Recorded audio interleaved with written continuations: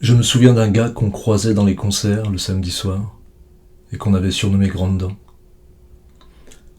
Chaque fois en fin de soirée, quand il était fin sous, il montait sur scène et il chantait Oh Mamie Blue.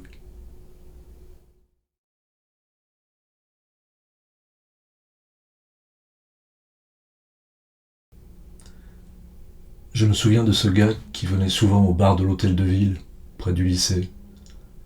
Barbu, manteau noir, écharpe rouge et béret noir.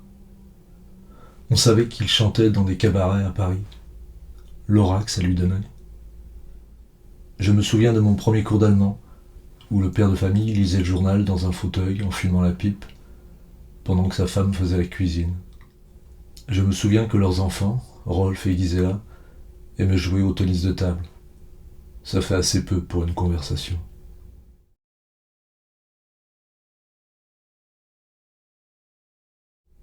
Je me souviens de ce gars qui avait débarqué en plein milieu de la nuit à la station. Il était en costume de cérémonie. Il m'a dit qu'il venait de défoncer une cabine téléphonique avec sa voiture. Volontairement. Il sortait d'un mariage. Je me souviens du bruit de la cabine téléphonique s'effondrant sous le choc de ma marche arrière. Et comment on était rentré très vite à la résidence universitaire.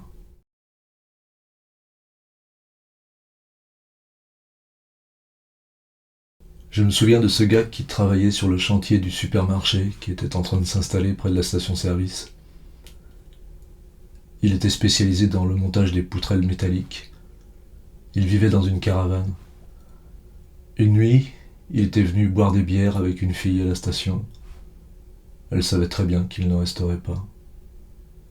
Je me souviens des gestes précis de mon père quand il tuait des poules ou des lapins.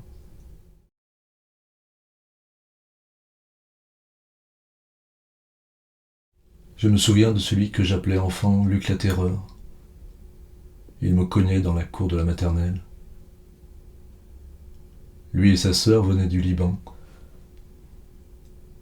Ils avaient été adoptés par un fermier voisin.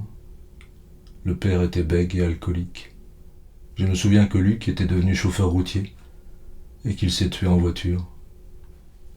Je me souviens de l'émotion ressentie quand sa sœur venait faire le plein de la voiture qui servait à la livraison du lait. Sa beauté et l'odeur sûre à vomir dans la chaleur de l'été.